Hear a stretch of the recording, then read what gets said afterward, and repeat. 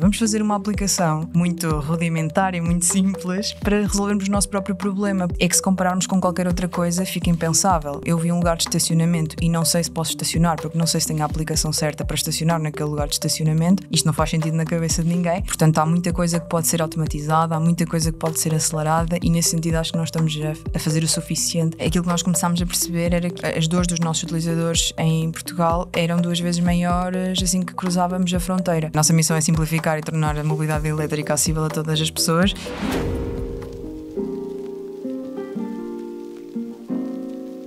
A mobilidade elétrica em Portugal está prestes a entrar numa nova era. O Governo anunciou uma verdadeira revolução no modelo de carregamento elétrico, prometendo mais simplicidade, menos burocracia e preços mais competitivos. Mas será que estas mudanças vão mesmo fazer a diferença no dia-a-dia dos condutores? É sobre isso e muitas outras coisas que vamos falar neste Autorádio, um podcast da Razão Automóvel que tem o apoio do piscapisca.pt. E para nos ajudar a entender melhor o impacto destas medidas, ninguém melhor do que Daniela Simões, cofundadora e CEO da MIO, uma empresa portuguesa que conta com mais de 380 mil utilizadores de carros elétricos e híbridos plug-in e que já ajudou a realizar mais de 2,3 milhões de carregamentos. A MIO foi fundada em 2019, começou a operar apenas em Portugal e neste momento já está em 7 países europeus, sendo que em 2024 foi parcialmente adquirida pela Repsol. Daniela, muito obrigado por teres aceitado o nosso convite e vamos começar pelo início, como se costuma dizer. Como é que nasce esta ideia que deu origem à MIO? Nasce em 2019, quando eu e o Rafael estávamos a estudar Engenharia de Computadores e Telemática na Universidade de Aveiro e ambos conduzíamos veículos elétricos e na altura não havia grandes soluções, tínhamos que pedir um cartão SEM que demorava uma semana e tal a chegar a casa, era um contrato, tínhamos que assinar coisas e acima de tudo não havia absolutamente nenhuma previsibilidade sobre preços de nada. Então funcionava um bocadinho como funciona a nossa energia em casa, vamos consumindo e no final do mês logo se vê quanto é que foi gasto e o que é que isso representa. E começou a ficar muito óbvio de que não havia previsibilidade na mobilidade elétrica e não havia este conforto. E os utilizadores faziam spreadsheets de Excel gigantes com todas as parcelas para tentar prever o que é que eles iam pagar no final do mês. Então nós começámos por aí. Vamos fazer uma aplicação muito rudimentar e muito simples para resolvermos o nosso próprio problema, porque começou a ficar muito claro que não podíamos fazer viagens longas, não podíamos sair da cidade porque não havia confiança nesta previsibilidade, no estado dos postos e pronto, fizemos essa aplicação só para cálculo do preço, em que as pessoas tinham que colocar tudo manualmente. E acabámos por partilhar algumas coisas nas redes sociais, junto da comunidade e de repente tínhamos mais de 1000 utilizadores. E a parque automóvel em 2019 era muito reduzido e nós pensámos, para lá, se calhar existe aqui qualquer coisa e como sempre fomos muito próximos da comunidade de utilizadores de veículos elétricos, porque éramos nós mesmos também utilizadores. Depois a comunidade começou a ser muito participativa e a dizer, eu gostava muito de ter esta funcionalidade e aquela, e nós como engenheiros informáticos na altura também muito entusiasmados com adicionar e responder às necessidades e depois foi só iterar sobre o modelo e tentar perceber como é que íamos rentabilizar. E começámos assim a responder às necessidades do mercado na altura. Hoje em dia, de que forma é que podes descrever aquilo que a MIO faz, por assim dizer?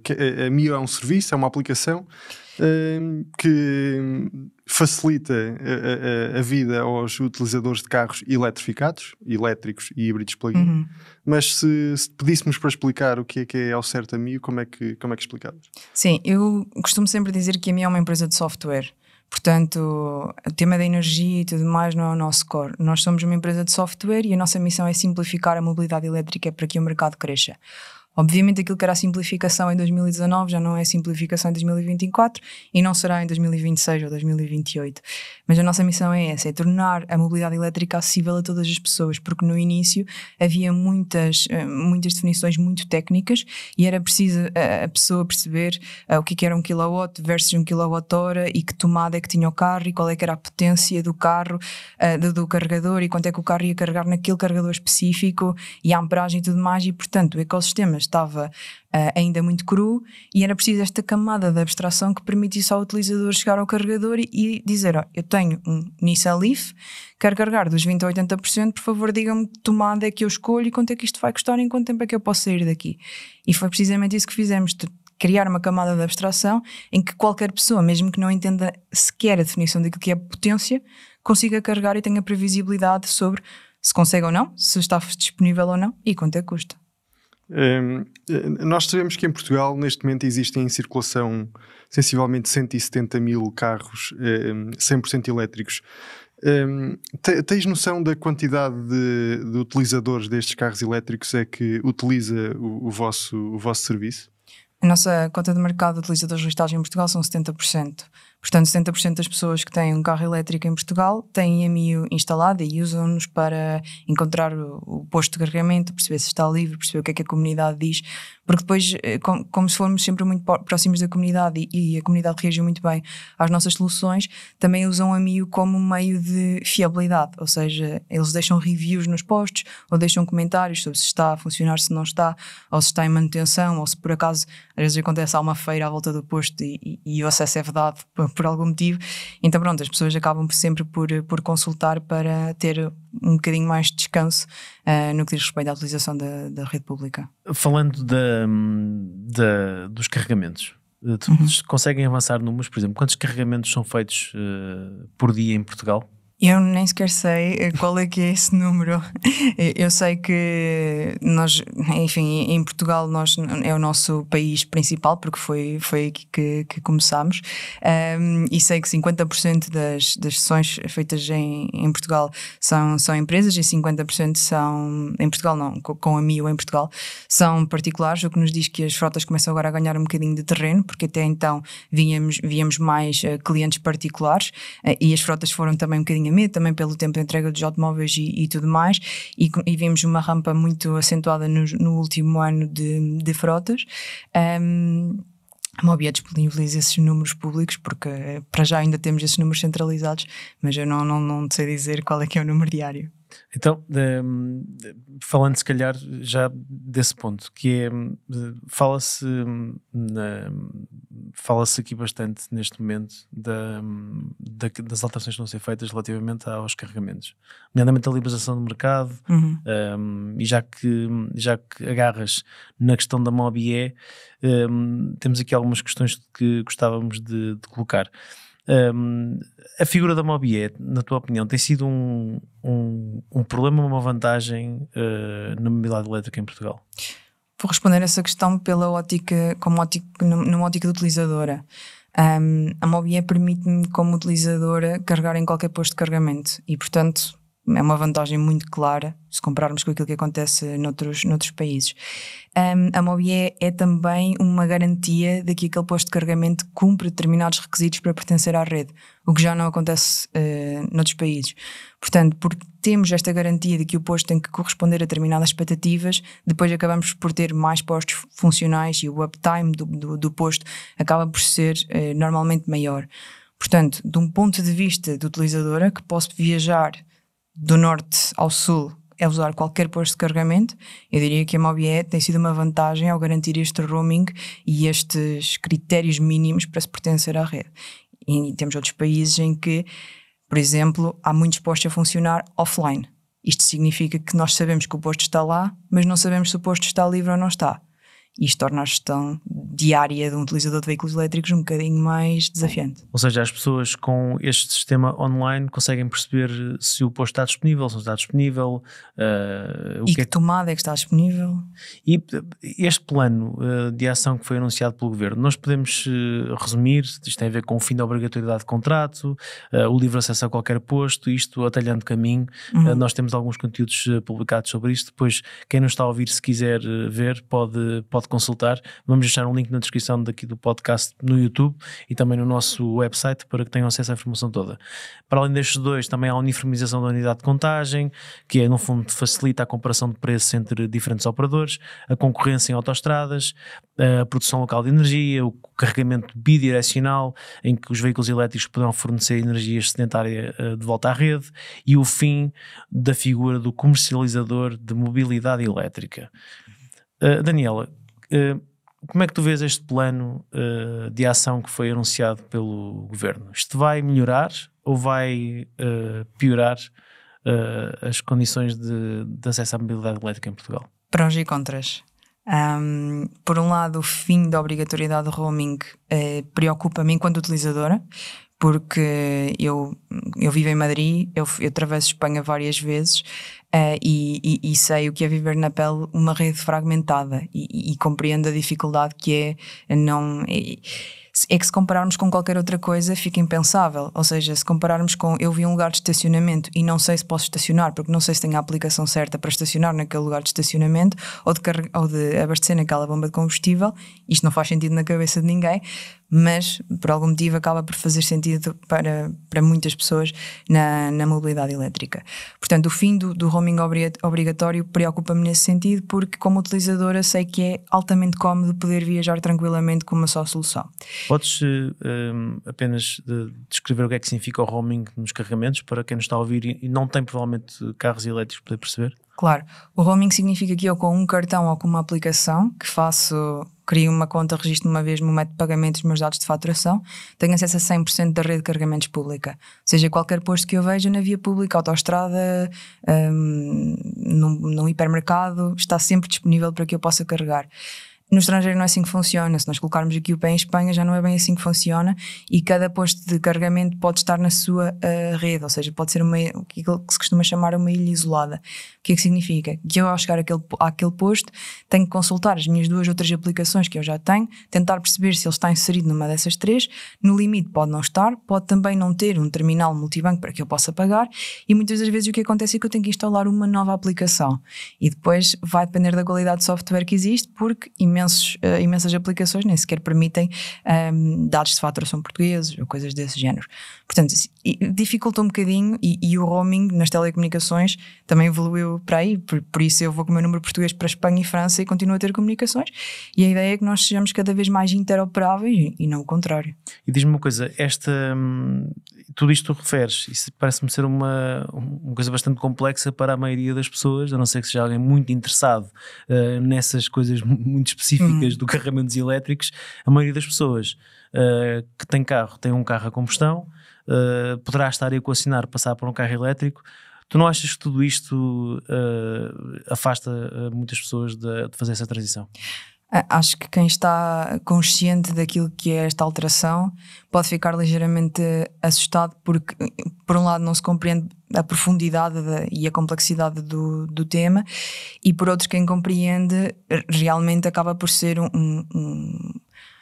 um step down naquilo que era a conveniência da rede. Obviamente que as pessoas continuam a ter inúmeras vantagens em eletrificar, portanto quem puder carregar em casa vai ter benefícios naquilo que é o custo de utilização. Exato, euros por quilowatthora acaba por ser muito mais benéfico e muito mais cómodo também, porque podemos carregar enquanto dormimos e isso facilita alguma logística, mas definitivamente para quem não tem e que já passa aquela curva de aprendizagem de eu agora tenho 2 tomadas e agora tenho uma logística diferente porque não é igual a abastecer um carro a combustão, de repente não posso, é como se eu tivesse que escolher as bombas de gasolina que eu posso ir e isso cria logística e as pessoas quando mudam de carro, quando fazem uma alteração na sua vida, é para simplificar, é para poupar, é para ter mais conveniência, mais conforto, mais dinheiro. E nunca ao contrário.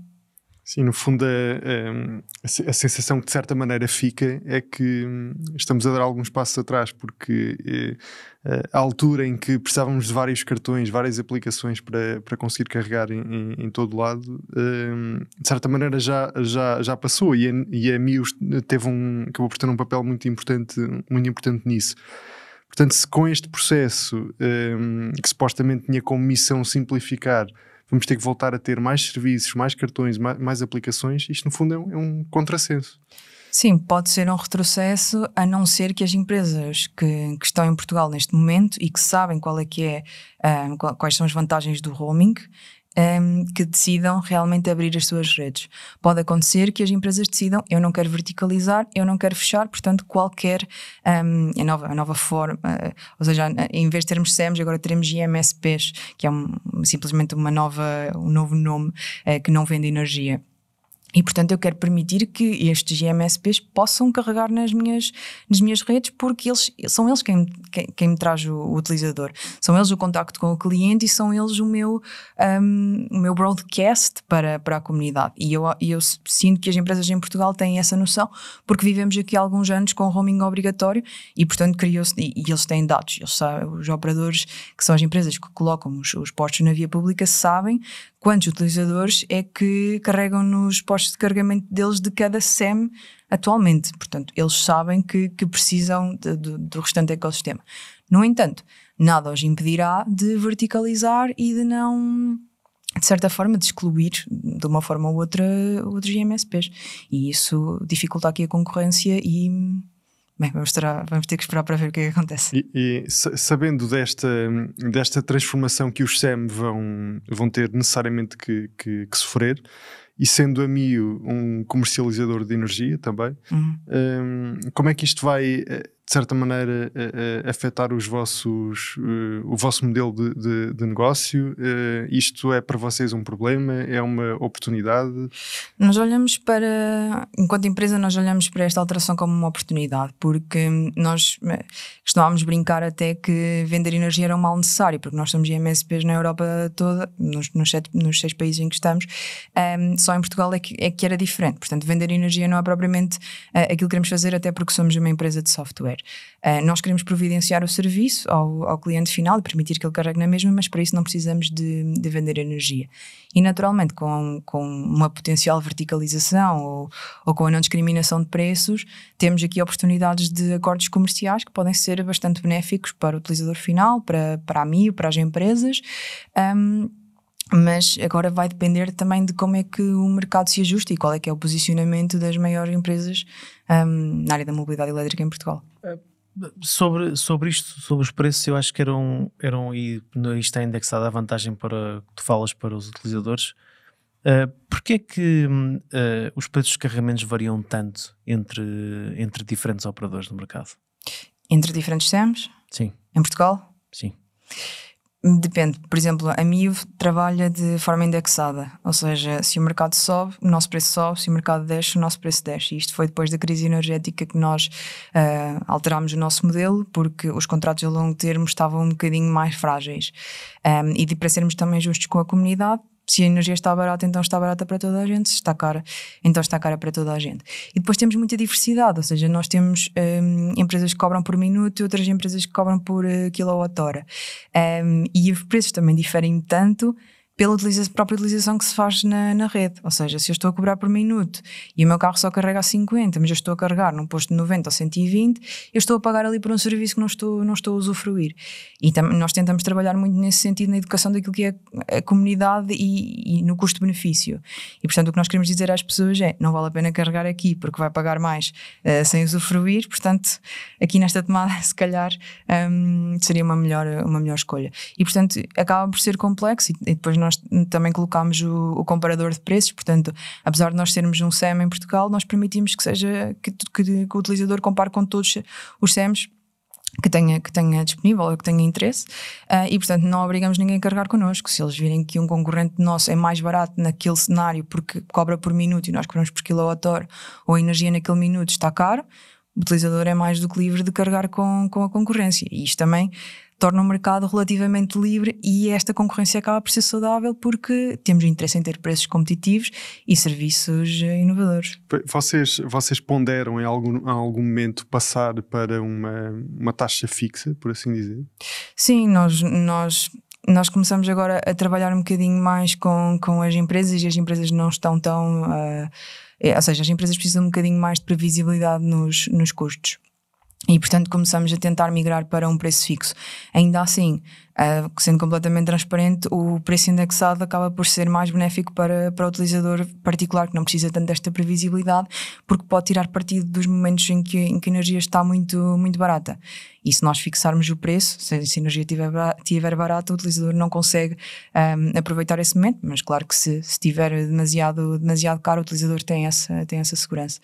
Portanto, mais tarde ou mais cedo eu diria que a naturalidade do processo seria chegarmos a um preço fixo para os interessados, mas também manter o indexado para a comunidade atual, porque para a nossa surpresa aquilo que aconteceu foi que as pessoas se adaptaram bastante bem ao preço indexado e gostam de consultar o gráfico e de consultar os momentos mais baixos para conseguirem fazer carregamentos mais económicos. E portanto acho que esta crise também trouxe, e mesmo para casa, a energia em casa, conheço várias pessoas que se adaptaram muito bem ao indexado e que gostam e que querem permanecer, porque contas feitas, se variar consoante o mercado e se aproveitarmos os momentos em que o mercado está mais barato, acaba por compensar. Mas claro que há pessoas que simplesmente gostam da previsibilidade de preço e está tudo certo.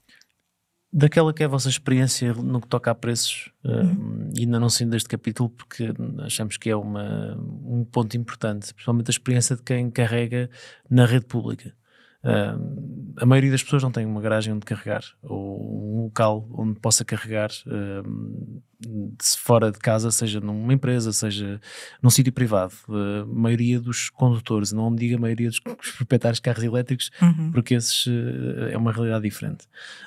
E em Lisboa creio que só 4 em cada 10 casas é que têm uma garagem. Portanto, há uma grande pressão em tornar os carregamentos mais transparentes da rede pública para que mais pessoas possam serem motivadas a comprar um carro elétrico, mas também que esse preço desses carregamentos se torne cada vez mais competitivos. Qual é que é a tua visão sobre o preço da energia nestes carregadores públicos? Vocês acreditam que a tendência é para o valor subir, tendo em conta que há cada vez mais pessoas a comprar carros elétricos? Não necessariamente, ou seja, o mercado de energia é bem mais complexo e a mobilidade elétrica acaba por ser uma parcela ínfima daquilo que, aliás, a representatividade da mobilidade elétrica é muito baixa no setor. Aquilo que me parece que pode acontecer é que a rede continua a expandir e, portanto, temos cada vez mais opções e mais concorrências. O hardware também vai ficando mais barato ao longo do tempo, aquilo que era o preço de um supercharger há 5 anos não é aquilo que é hoje em dia, e, portanto, nesse sentido, se o hardware for ficando mais barato, obviamente o operador vai investir menos dinheiro, ou então vai investir num carregador de maior potência e, portanto, a tendência será a baixar. E também com o aumento da rede, a tendência será ao aumento da concorrência, acaba por mexer aqui um bocadinho no preço, porque se queremos atrair mais utilizadores para os nossos carregadores, então temos que ter aqui ou no futuro um preço dinâmico, em que quando a rede está muito ocupada eu posso subir o preço e quando a rede está mais livre eu posso descer o preço. No que diz respeito à energia, sem previsões, porque a mobilidade elétrica não vai mandar nisto e vai depender muito também de se conseguimos integrar comunidades de energia ou não. E como é que regulamentamos? Este valor, então tu acreditas que potencialmente carregar um carro elétrico em postos públicos ficará mais barato? Comparado com o valor atual, ou seja, que no futuro ficará mais barato? Pode ficar mais barato, mas se nós continuarmos a crescer no sentido de carregadores de maior potência, veículos com baterias com mais capacidade, pode não ficar mais barato em valores absolutos, porque eu estou a carregar mais rápido, com mais conveniência e uma bateria maior. Portanto, temos que ter estes fatores em consideração. Mas se compararmos provavelmente a mesma bateria e a mesma potência, eu diria que a tendência seria ficarmos mais económicos. Essa é uma questão importante e que nós acabamos por falar imensas vezes, porque, e eu tenho uma opinião muito própria acerca disso. Eu acho que o caminho não deve ser aumentar o tamanho das baterias, deve ser, isso sim, tentar de certa maneira reduzir o tempo de carregamento. Acho que era para aí que devíamos evoluir enquanto setor. Mas pegando aqui um bocadinho naquela que é também a vossa experiência, agora que se internacionalizaram, recordando aqui que a MIO já está presente em Espanha, França, Itália, Bélgica, Alemanha e Países Baixos, acho que não me esqueci de nenhum. Imagino que a entrada da Repsol também tenha sido muito importante para, de certa maneira, acelerar esta partida à conquista da Europa que a MIO está a fazer. Mas aquilo que eu queria perguntar é, tendo em conta o vosso conhecimento nestes países, como é que está o cenário da mobilidade elétrica em Portugal? Aquela que é a rede de carregadores. Nós sabemos que a Mancha ainda está muito no litoral. Sempre que vamos para a zona mais interior do Douro ou do Alentejo, ainda pode ser desafiante ir de carro elétrico, mas comparado com outros países, como é que está Portugal? Sim. A capilaridade da rede em Portugal é uma preocupação e, portanto, a nossa missão é simplificar e tornar a mobilidade elétrica acessível a todas as pessoas, e isso só pode ser feito se tivermos carregadores espalhados pelo país inteiro e com uma boa cobertura. Comparado com a Europa, Portugal tem estado acima das médias europeias nos últimos anos, em carregadores por cada 100 km, também a nível de potência. Portanto, carregadores, não adianta muito termos um carregador de 11 ou 22 kW. Temos que ter carregadores acima de 50 que cubram os principais itinerários. Aquilo que difere Portugal da Europa, eu diria que é esta facilidade do roaming. Portanto, isto beneficia as viagens no país inteiro, e temos países melhores que nós. Os Países Baixos, por exemplo, têm uma densidade de carregadores muito, muito superior. Se virmos ali Itália e Espanha, então já não é bem o caso, especialmente porque também são países, especialmente Espanha, maior que nós, e a nível de carregadores por 100 km acabamos por ficar um bocadinho abaixo, e nós podemos comparar também a adoção e o comportamento da comunidade. Nós vemos uma muito maior resistência à eletrificação em Espanha do que em Portugal.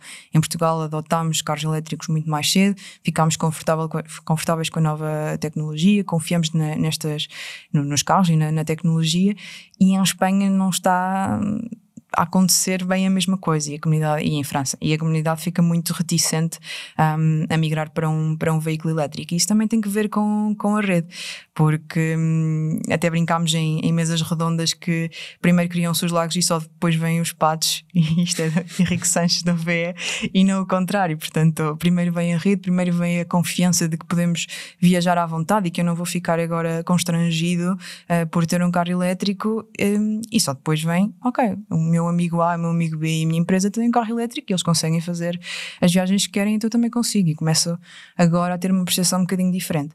Se não, e se realmente for um problema e eu tiver que ter 20 aplicações e eu não perceber o preço e eu não conseguir pedir fatura, não se cria confiança no mercado. Eu recordo quando a mulher do fundador da Mercedes fez uma primeira viagem de carro, teve que parar em farmácias para comprar combustível. Não existiam postos de abastecimento, não existiam bombas de gasolina, não havia uma bomba de gasolina, não havia sequer um mercado automóvel. Por isso estamos um bocadinho também no início de um novo tipo de mobilidade, e portanto isto são dores de crescimento que são naturais de qualquer negócio e de qualquer área de atividade. Achas que está a ser feito o suficiente nesse aspecto, relativamente à rede de carregadores? Diria que estamos a caminhar para lá. Ou seja, em Portugal, que é o país onde temos mais tempo de negócio, eu diria que fomos evoluindo muito, especialmente naquilo que é o software, na disponibilidade para o utilizador. Neste momento a rede é bastante fiável. Posso-vos dizer que, por exemplo, em Portugal nós temos dados internos de que mais de 85% das sessões iniciadas digitalmente, ou seja, através da nossa aplicação, funcionam à primeira. E este número desce para cerca de 50% na restante Europa. Portanto, temos aqui um desfazamento sobre a qualidade de software e sobre os critérios mínimos que cada carregador ou que cada rede tem que cumprir. Agora, há vantagens e há desvantagens, porque temos estes critérios elevados em Portugal. Então, se este processo de licenciamento, que é burocrático e que deve ser simplificado, o processo de verificar que estes requisitos são cumpridos, tudo isto acaba por acrescentar um bocadinho mais de logística e de tempo, mas uma vez que o carregador está operacional, então as chances de sucesso são maiores. Mas Portugal tem este sentido muito burocrático e isso de certa forma demorado, e portanto há muita coisa que pode ser automatizada, há muita coisa que pode ser acelerada, e nesse sentido acho que nós estamos a fazer o suficiente para motivarmos também as empresas de de hardware e os operadores de postos de carregamento a investirem mais na nossa rede, precisamos que isto seja acelerado, porque tivemos imensos casos de operadores que faziam os seus investimentos, mas só conseguiam começar a rentabilizar 6 meses, 8 meses depois. E isto é um tempo um bocadinho inaceitável, versus a restante Europa, em que eles instalavam e em poucas semanas estava completamente operacional, porque não existem estas camadas do meio. Portanto, acho que temos que fazer um melhor trabalho no que diz respeito a este licenciamento e esta verificação e deixar que o mercado funcione mais rápido, porque se tivermos revenue desculpem, se tivermos revenue mais cedo, então também vamos ter um incentivo de fazer investimentos um bocadinho mais rápido. E eu agora aproveitava para perguntar outra coisa.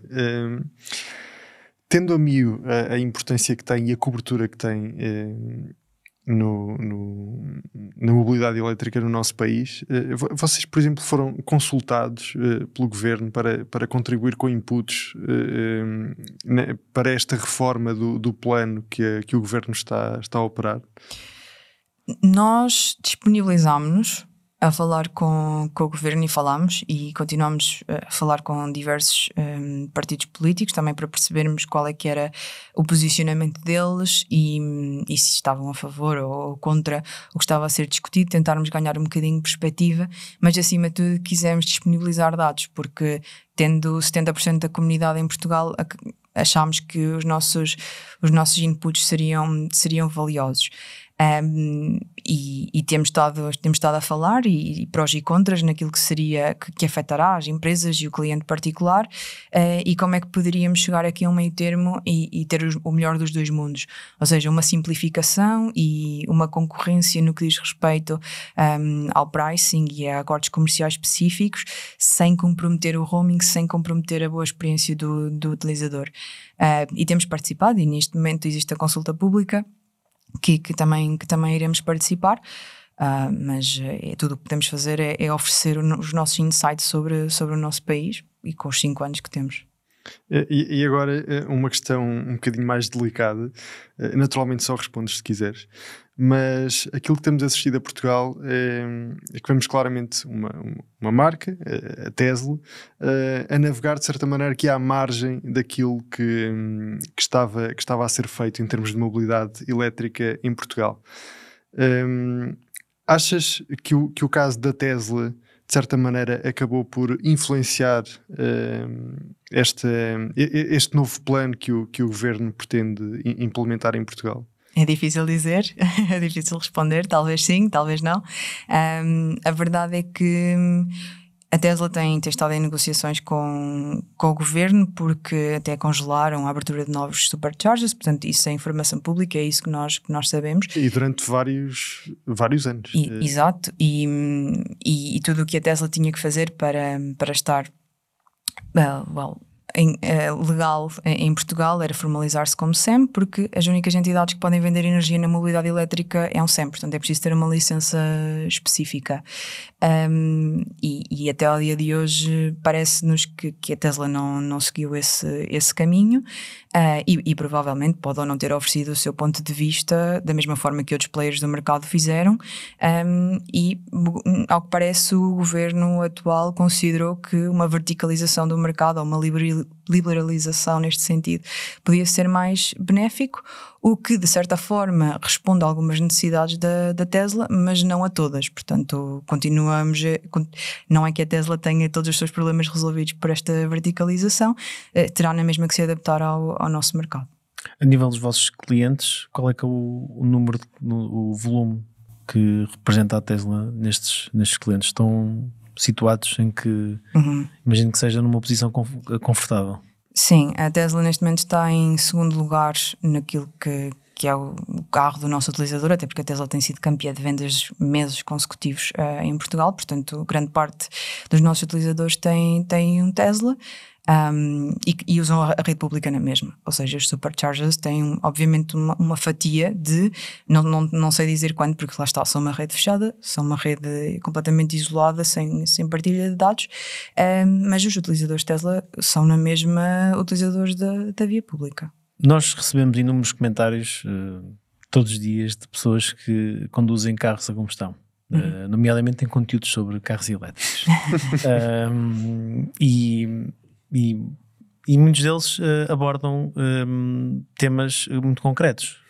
O custo dos carros, que pelo menos dentro dos segmentos todos de carros que existe, acabam por ser tendencialmente mais elevados. Agora que surgem umas propostas um pouco mais baratas, mas ainda assim, quando há um carro a combustão no mesmo modelo e há um elétrico e há a combustão, a diferença de preço entre ambos é considerável.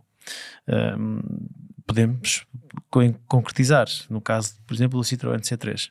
A diferença de preço entre o elétrico e o carro a combustão é considerável, e recuperar esse valor em eletricidade... São 8.000 euros? São 8.000 euros. O Miguel aqui acrescentou um valor importante que eu não sabia de cor. É preciso fazer 80.000 quilómetros para começar a ver as vantagens financeiras.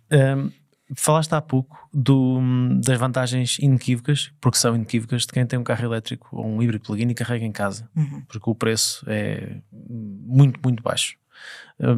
Mas e na via pública, comparando com os custos do combustível, tu acreditas que é por aí que se convence alguém? Ou não há de ser por aí que vamos convencer as pessoas de que é uma proposta que faz sentido? Neste momento, e eu também fiz essas contas já há muito pouco tempo, e eram precisos cerca de 2 anos e meio para que a diferença do valor de combustível versus energia e o valor do carro começasse a compensar. Portanto, 2 anos e meio. Se assumirmos que algumas pessoas têm um tempo de vida, o carro tem nas mãos 4 anos e depois vendem ou trocam, pode ou não compensar, e vai depender altamente do comprador. Mas eu diria que, e em números muito óbvios, em casa nós podemos conseguir 2.2, 2.5 euros por 100 km. Portanto, é muito mais barato que combustível. É imbatível, na verdade. Nem estou a assumir que podemos ter painéis solares eu falo da experiência aqui da Razão Automóvel. Nós temos 2 carregadores, não sei se tu reparaste, temos um lá fora e um aqui dentro. Ambos fazem, um faz 22, outro faz 11 kW. Aliás, até temos 3, porque um deles é dividido em 2, 11 e 11, 11 mais 11 ou 22 se carregar só um carro. E nós testamos imensos carros elétricos, como aliás quem nos está a ouvir pode constatar, híbridos plug-in, e usamos todos os dias, e nós não notamos praticamente diferença nenhuma na conta de eletricidade. Foi marginal o aumento. O mesmo não acontece no combustível fóssil, mas esta realidade é uma realidade bastante própria de um número de pessoas que está relativamente identificado. É possível perceber quem é que tem uma garagem, quem é que tem condições para carregar, quem é que tem condições para ter um carregador privado. Achas que é um desafio para o aumento do número de carros elétricos em circulação também encurtar esse período e que os carros também baixem de preço? Sim, ou seja, agora começamos também a ter um parque automóvel portanto, de segunda mão um bocadinho mais diversificado.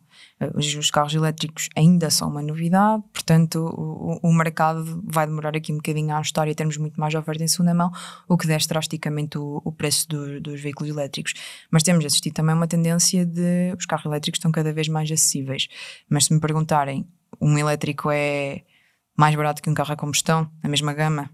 Provavelmente não, e já comparei vários modelos e o carro elétrico acaba por ser ainda ligeiramente mais caro, mas a verdade é que agora começamos a encontrar carros em segunda mão, portanto isto também é uma alternativa e baixa bastante o preço. Sobre os carregamentos domésticos, aquilo que nós sabemos até 2024 é que de 80% a 90% das sessões de carregamento são em ambiente doméstico. Ou seja, a maior parte das pessoas que têm um carro elétrico tem também possibilidade de carregar em casa, o que faz sentido, porque acaba por ser um descanso. Eles não precisam da via pública e têm a confiança muito mais cedo de que podem ter um veículo elétrico e que terão na mesma as suas viagens garantidas. Quem não tem, sofre este desafio de usar a via pública, os carregadores da via pública, que estão a crescer num ritmo impecável, e temos outros desafios, que são os condomínios, como é que integramos comunidades de energia, como é que partilhamos postos de carregamento, e portanto o mercado vai acabar por evoluir nesse sentido para permitirmos que a mesma infraestrutura sirva múltiplas pessoas, até porque lá está, por exemplo no centro de Lisboa, se de 1 para 4 só 1 em cada 4 é que tem garagem, definitivamente podemos ter que partilhar ou isso poderá vir a ser uma realidade. E creio que o mercado se vai ajustar, porque as soluções estão cada vez mais tecnológicas e fica cada vez mais fácil podermos ter mais inteligência nos nossos sistemas. E por isso é que se chama uma transição energética, que é algo que eu já disse várias vezes em podcast, e não uma ruptura energética, porque efetivamente uma transição, há aqui todo um período de adaptação. Leva tempo. E sobre esses carros, sobre essas pessoas, qual é que é a percentagem que são empresas e particulares, dos números que vocês conhecem? De carros elétricos? 70% do parque automóvel elétrico, pelos números que nós levantámos de 2024, são empresas. E achas que aí os benefícios fiscais foram fundamentais? Sem dúvida. A dedução do IVA em veículos, em alguns veículos elétricos, há um teto máximo de preço, mas... Creio que são 62.500 euros mais IVA. Mais IVA, sim. O teto fiscal. É possível? Máximo. De certeza que foi um incentivo incrível para as empresas e também diminui o risco das empresas começarem a eletrificar. Portanto, há este incentivo, baixa o risco e baixa também o esforço financeiro, e as empresas já abrem mais portas e funcionou bastante bem. E aproveitando que estamos a falar das empresas, esta também começa a ser uma área de negócio muito, muito importante para vocês, através da Mio Fleet. Os clientes de frotas e de empresas já representam a maioria dos utilizadores da Mio, ou essa questão ainda pertence aos particulares? A nível de utilizadores, os utilizadores particulares são a maioria, mas a nível de consumo estamos 50-50. Portanto, as frotas são menos, mas têm um consumo mais previsível e também mais avultado. E assim de forma muito, muito rápida e muito sucinta, o que é que a Mio Fleet se oferece a uma empresa que tenha uma frota, vamos imaginar, de 15 ou 20 carros elétricos? De uma forma muito simplificada, nós oferecemos a diminuição de recursos operacionais para que a frota consiga funcionar. Ou seja, quando temos uma frota de 2 carros, toda a operação de faturação, verificar que sessões é que foram feitas, se alguém subiu de um determinado montante que estava plafonado, é fácil, porque são 2 carros. Mas agora começamos a trabalhar com frotas que têm 500 e 600 veículos e, portanto, aquilo que nós oferecemos é a previsibilidade de custos da frota. Eles podem dizer que determinados utilizadores, determinados colaboradores têm um teto máximo de gastos de 100 euros por mês, outros têm 300, outros têm 500. Uma centralização de faturação, portanto exportação de faturas completamente automatizada e simplificada para que não tenha que existir reconciliação de contas no final do mês, e depois temos funcionalidades um bocadinho mais direcionadas para a educação do utilizador / colaborador, porque lá está, muitos deles nunca pegaram num carro elétrico, então podemos ver um plugin a carregar num super rápido facilmente que não deve ser feito, e nós também damos autonomia à frota para detectar esses carregamentos e que exista a educação. E depois servimos também frotas com alta rotatividade, como são os casos dos TVDs, em que muitas das vezes atribuem cartões aos condutores, e os condutores saem da frota e é preciso bloquear cartões na hora, sem estar a passar por call centers e tudo mais, e portanto o que nós fazemos é digitalizar estes processos burocráticos e dar autonomia à frota para atribuir o plafond, diminuir, cancelar cartões, exportar todos os dados que precisam para a gestão interna, e integramos também muitas das vezes serviços para que isto seja algo muito, muito simples, e temos expandido cada vez mais com mais funcionalidades, porque agora as frotas maiores com 600 veículos têm outros requisitos que uma frota com 5 carros não precisa. E eu há pouco brincava um bocadinho a falar a sério que a Mio partiu à conquista da Europa. Isto acontece porque vocês sentem que o vosso trabalho em Portugal podia ser replicado noutros sítios, que as dificuldades que existiam noutros sítios eram as mesmas que vocês resolveram em tempos em Portugal. Era algo que estava planeado, dar este passo para a Europa? No início não, ou seja, isto foi tudo muito iterativo. Aquilo que nós começámos a perceber era que as dores dos nossos utilizadores em Portugal eram 2 vezes maiores assim que cruzávamos a fronteira, porque depois tínhamos também o problema acrescido de rede fragmentada e roaming que nem sequer se ouvia falar em tal coisa. E nós, antes de internacionalizarmos, fizemos algumas viagens à Espanha, levámos a equipa, testámos várias aplicações, tivemos que passar por call centers, quase ficámos a pé. Pois, eu ia perguntar isso, ficaram a pé alguma vez?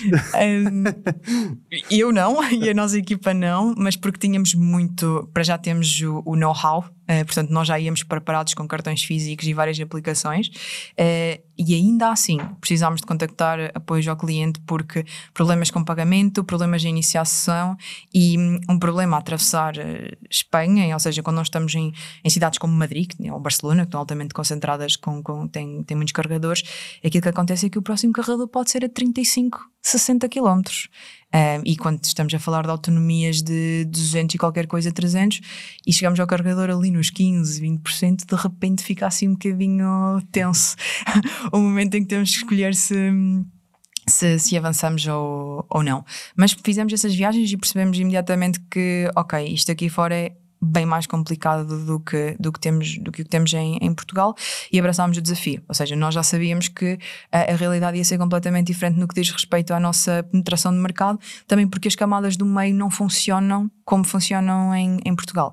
Mas os utilizadores de Espanha, de França e dos outros países europeus, não todos, mas grande parte ainda, precisam desta uniformização daquilo que é o mercado, e nós quisemos começar a entrar. Obviamente temos uma curva grande porque a rede é fragmentada, não é que nós tivéssemos chegado ao mercado e de repente temos 100% de cobertura como temos em Portugal, e temos agora um grande esforço e uma curva de conectar com os vários operadores, estabelecer acordos comerciais, preços mais competitivos, porque a discriminação de preço é uma realidade. Não sei, para quem não sabe, mas neste momento os operadores não podem discriminar o preço, portanto o preço naquele posto de carregamento é igual para qualquer comercializador de energia.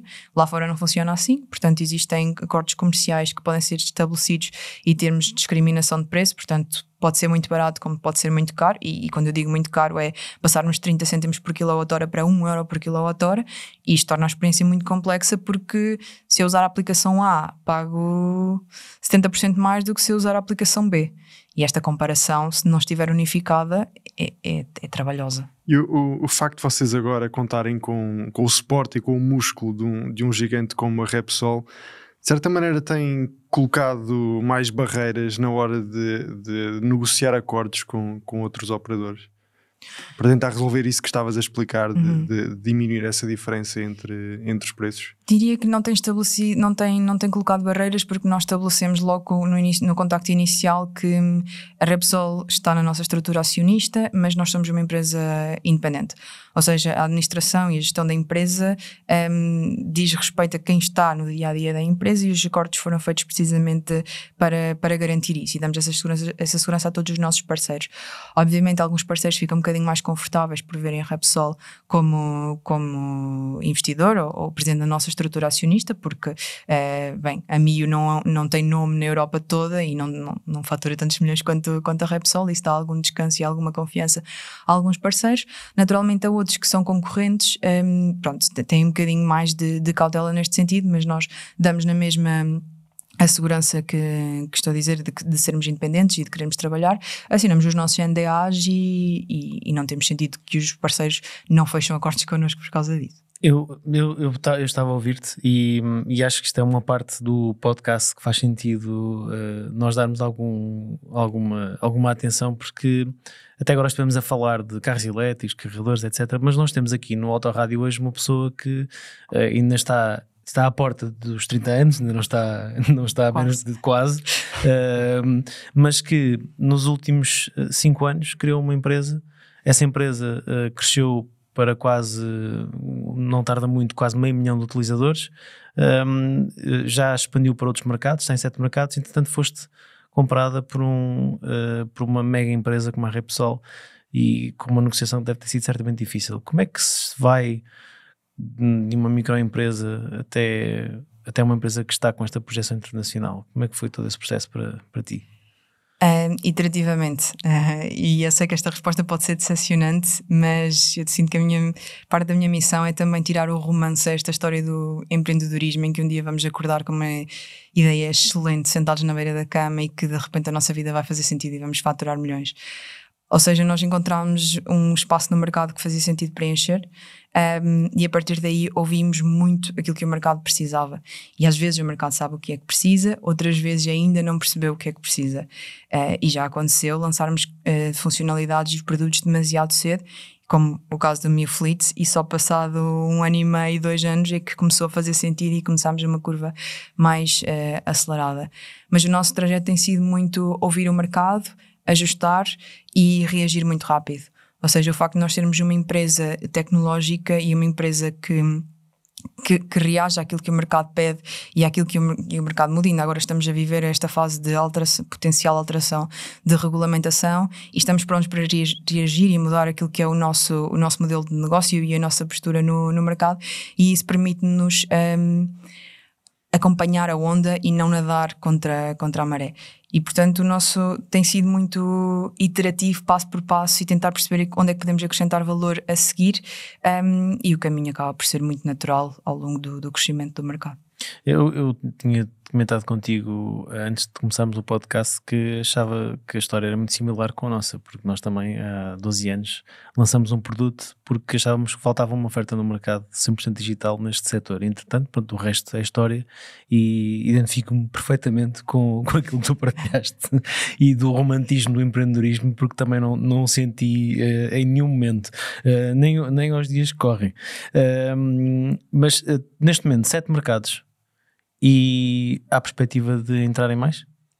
Sim, ou seja, a Europa toda sofre um bocadinho todo do mesmo mal, e especialmente na Europa nós acabamos por ser um bocadinho diferentes uns dos outros, mas todos transversalmente com bastante em comum, e portanto nós queremos continuar a expandir, e avaliamos mercado a mercado qual é que faz sentido. Neste momento temos uma preocupação também com a fronteira, porque as nossas frotas começam a ser também internacionais, portanto abrir países fronteiriços faz sentido para aumentarmos a possibilidade de termos mais frotas internacionais.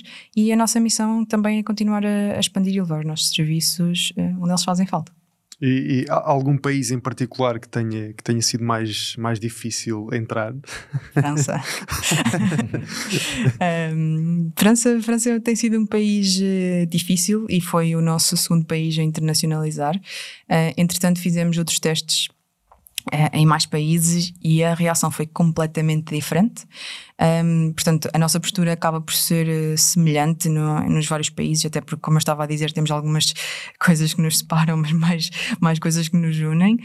Mas França tem sido um país especialmente resistente, não só à nossa marca, à mobilidade elétrica em geral, e nós temos pessoas a trabalhar connosco, agências de PR e outros parceiros, e o feedback que nos chega é muito esse, é que as pessoas resistem, a comunidade resiste à tecnologia, à insegurança, e não estão a ser tão abertos tecnologicamente para termos uma realidade diferente, porque um carro elétrico não vai ser igual a um carro a combustão, nunca. E França tem sido particularmente um país difícil de conquistar. Ainda não desistimos, mas sem dúvida é o país mais difícil.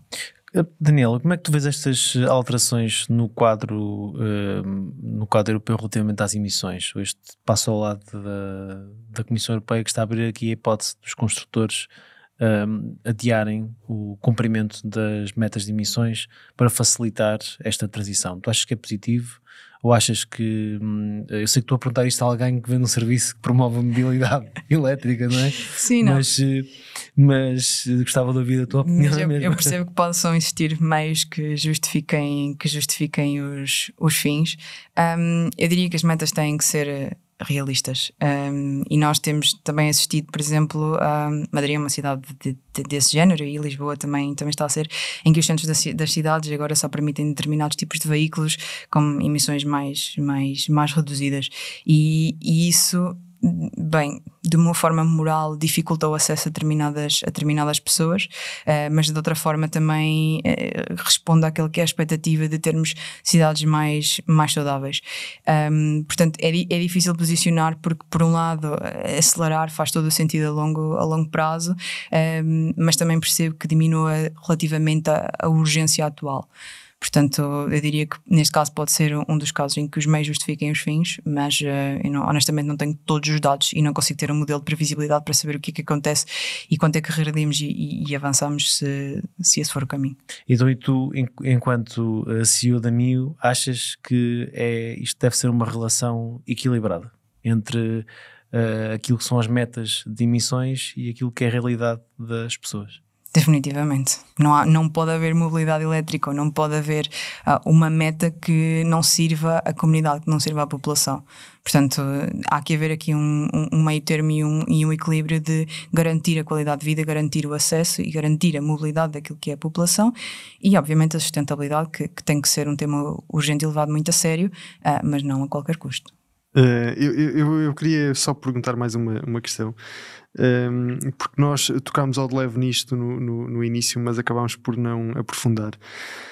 Outra das propostas do governo é, de certa maneira, fazer com que o carregamento bidirecional passe a ser uma realidade no nosso país. E para quem nos está a ouvir, basicamente isto permite que os carros possam receber energia da rede, mas também possam fornecer energia à rede. E numa altura em que ouvimos tantas pessoas, e nós ouvimos muitas vezes isso, se de repente todos os carros fossem elétricos, a rede não ia conseguir suportar isso. Até que ponto é que esta possibilidade dos carros poderem fornecer energia à rede caso tenham um excedente para aquilo que é necessário para uma determinada ocasião pode ajudar de certa maneira a equilibrar a rede elétrica no país? Bem, eu não sei até que ponto é que essa afirmação de que se todos os carros fossem elétricos... Não, eu estou a dizer isto porque é algo que ouvimos. Pois é isso. É senso comum.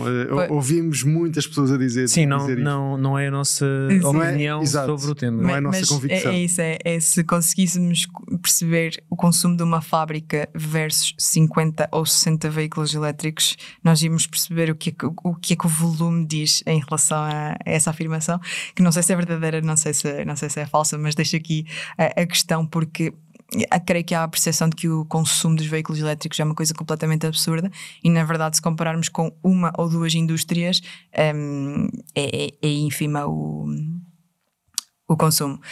Sobre o carregamento bidirecional, neste momento o hardware ainda é caro.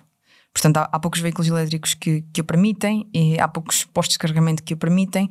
Claro que num cenário ideal isto economicamente também seria muito interessante, porque se eu tiver excedente no meu carro e puder providenciar a rede, então eu ganharei algum dinheiro com esta venda de energia. O que também é um desafio de regulamentação, que é quem é que o pode fazer. Todos os carros podem, todos os utilizadores podem, como é que é feita esta faturação. Mas para o mercado faz muito sentido. Só que ao dia de hoje o preço do hardware, o preço de termos carregamentos bidirecionais ainda é demasiado alto. E se temos neste momento uma preocupação de baixar o preço dos veículos elétricos, baixar o preço dos carregadores para que tenhamos preços mais competitivos, não me parece uma realidade a curto prazo. Se calhar investirmos um bocadinho mais em produzir energia, em painéis solares, em integrar as comunidades de energia e o excedente de várias habitações para disponibilizar na rede, parece-me uma realidade muito mais fazível a curto prazo do que este carregamento bidirecional. Obviamente que se amanhã aparecer um fornecedor incrível, com preços super competitivos, isto tudo pode mudar. Mas neste momento o que me parece um bocadinho mais realizável a curto prazo é produzirmos energia e baixarmos os custos quer dos veículos elétricos, quer dos carregadores. Portanto, aquilo que estás a dizer é que estamos novamente a ir buscar os patos sem ter o lago para os eu acho que a tecnologia é muito interessante e a investigação é necessária e precisamos de perceber até para casa, ou seja, este carregamento bidirecional não é só para a via pública. Se eu puder ter o meu carro ligado à tomada e tenho painéis solares que têm excedente e eu armazeno no carro e depois o carro alimenta a minha casa, portanto há vários cenários em que isto é extremamente útil. O que nós temos que conquistar a seguir e é esta a beleza da tecnologia e por isso é que eu sou estupidamente apaixonada por este progresso tecnológico, é que conseguimos sempre, diz a história, ou quase sempre, termos soluções mais económicas para realizar objetivos cada vez mais complexos e com a mobilidade elétrica não será diferente. Ou seja, o mundo continua a evoluir e apesar de ditarem sempre, ou muitas vezes haver sempre vozes que dizem que tudo está sempre prestes a estar à porta do insucesso, ou que parece que a humanidade consegue sempre passar por cima, consegue sempre superar-se e mostrar que é capaz de fazer cada vez mais e melhor. É aquela famosa frase de quando o humano tem que fazer ou morrer, ele tende a fazer. Bem, não sei, Guilherme, posso até te chamar Guilherme, deixa chamar Miguel. Sei lá. O Guilherme deve estar a pensar em mim. Ele agora está numa coisa que é o Fórum Kenshiki da Toyota, a ver as novidades da Toyota para os próximos anos, que ao que parece vai focar-se mais na mobilidade 100% elétrica, ao contrário daquilo que até há mesmo tempo tínhamos visto. Por isso, olha, o mundo está, ao que parece, mesmo a mudar. Não sei, mas por mim este Autorádio está concluído. Sim, agradecer mais uma vez a tua presença. Dizer novamente que este Autorádio conta com o apoio do piscapisca.pt, o portal de usados onde vocês podem encontrar o vosso próximo carro. Pode ser um diesel, um gasolina, um híbrido plug-in ou até mesmo um 100% elétrico para usarem a app da Mio. Quanto a nós, estamos de volta na próxima semana com mais um Autorádio e um grande abraço a todos e fiquem bem.